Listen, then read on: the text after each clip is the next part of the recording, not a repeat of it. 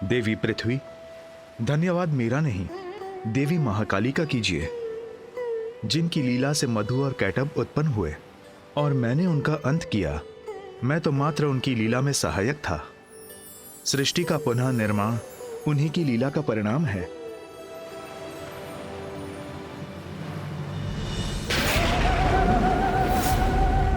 जय श्री महाकाली।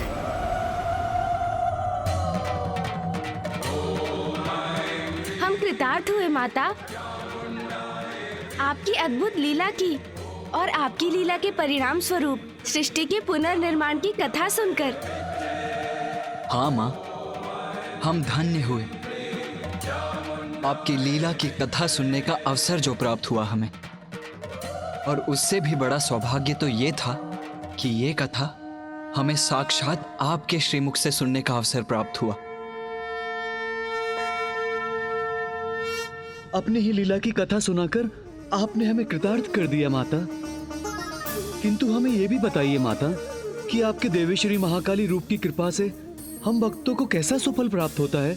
मैं जब श्री महाकाली रूप में अवतरित होती हूँ तो उस समय महादेव महाकाल रूप में मेरे साथ होते हैं।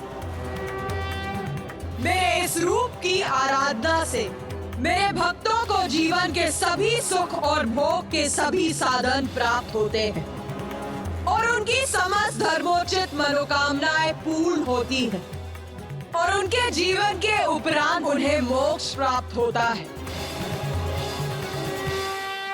माँ प्रणाम, माँ श्री महाकाली। मशान कालिका काली, भद्रकाली कपालिनी, गुह्यकाली महाकाली, गुरुकुल्ला विरोधिनी, कालिका कालरात्रिश्च, महाकाली नितंबिनी, कालभैरवभार्या च, कुलवर्तम प्रकाशिनी, कामदा कामिनी कन्या, कमनीय स्वरूपिणी, कस्तूरी रस लिप्तांगी, कुंजरेश्वरगामिनी, ककार वर्ण सर्वांगी, कामिनी कामसुंदरी, कामार्ता कामरूपा च, कामधेनु कलावती, कांता कामस्वरूपा च, कामाया कुलकामिनी, कुलीना कुलवर्त्यंबा, दुर्गा दुर्गतिनाशिनी। मेरी प्रथम महाविद्या काली के रूप की कथा अनंत है, इसीलिए अब मैं उसे विराम देती हूँ और अपनी द्वितीय महाविद्या के विषय में बताती हूँ। द्वितीय महाविद्या माता? गणेश, अपने प्रश्नों पर थोड़ा नियंत्रण रखो। कदाचित माता क्रोधित हो रही हैं।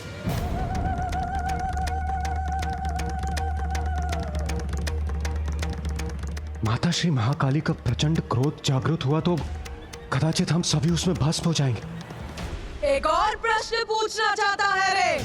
तो पूछ, किंतु तुझसे यही अपेक्षा भी है, क्योंकि जब तक तू मेरा रहस्य जान नहीं जाता तेरी जिज्ञासा कहाँ शांत होगी रे? पूछ, तेरे मन में क्या प्रश्न है? माता, आप तो अंतर्यामी हैं, सर्वज्ञाता है, तो मेरा प्रश्न भी आपसे छिपा कहाँ है माता? ज्ञात है मुझे, तेरा प्रश्न मुझे अवश्य ज्ञात है, किंतु यहाँ उपस्थित और किसी को नहीं, इसीलिए पूछ ले, पूछ। जो आज्ञा माता। माता, मैं ये समझने में असमर्थ हूँ कि जब संसार में श्री महाकाली का आविर्भाव हो चुका था और उनकी कृपा से पृथ्वी का निर्माण भी आरंभ हो चुका था, तो आपकी द्वितीय महाविद्या रूप की आवश्यकता क्यों हुई?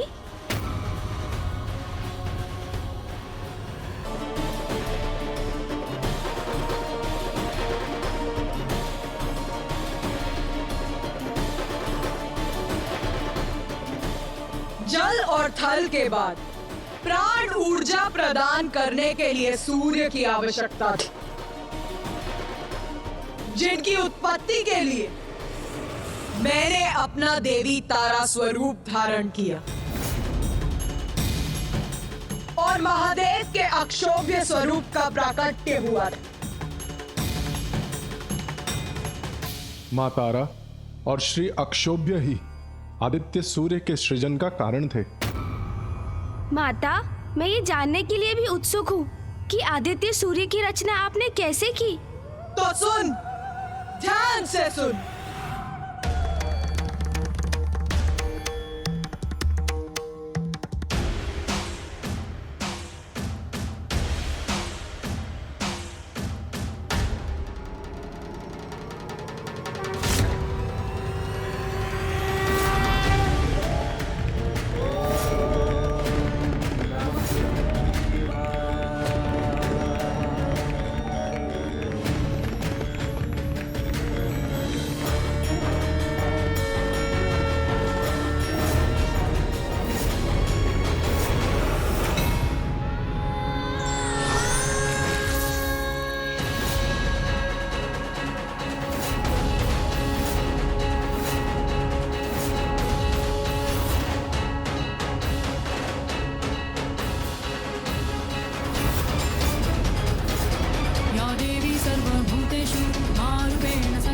आदित्य सूर्य के बिना पृथ्वी हिमाच्छादित थल पिंड मात्र थी, जिस पर जीवन संभव नहीं था। इसीलिए देवी तारा का उद्भव हुआ, जिनसे आदित्य सूर्य को उत्पन्न होकर पृथ्वी पर ऊष्मता और प्रकाश का संचार करना था। वो देवी तारा मेरी द्वितीय महाविद्या, सर्वथा असाधारण स्वरूप है मेरा।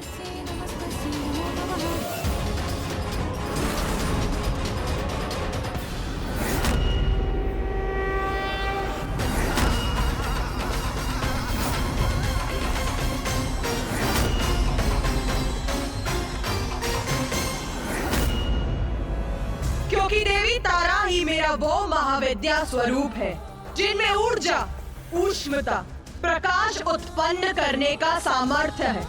और जब उस ऊर्जा का संयोग प्रभु अक्षोभ्य की ऊर्जा से हुआ, तो वो संयुक्त ऊर्जा आदित्य सूर्य के अस्तित्व का आधार बनी।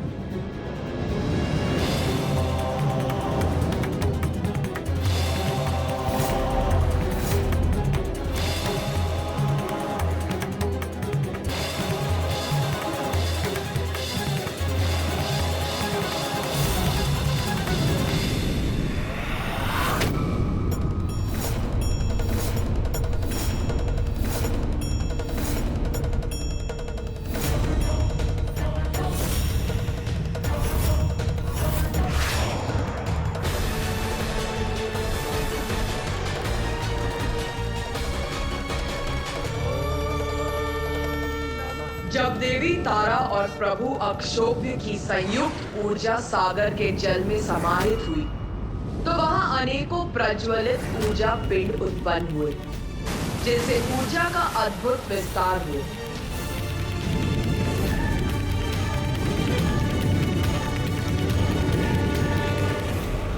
फिर देवी तारा ने अपनी श्वास वायु से एक प्रचंड वायु प्रवाह उत्पन्न किया, जिसके टकराव से और ऊर्जा पिंडों की संख्या में और वृद्धि के साथ उनका जुड़ाव आरंभ हुआ। और तब जल के भीतर निरंतर बढ़ती ऊर्जा के केंद्र आदित्य सूर्य का आकार दिखाई देने लगा।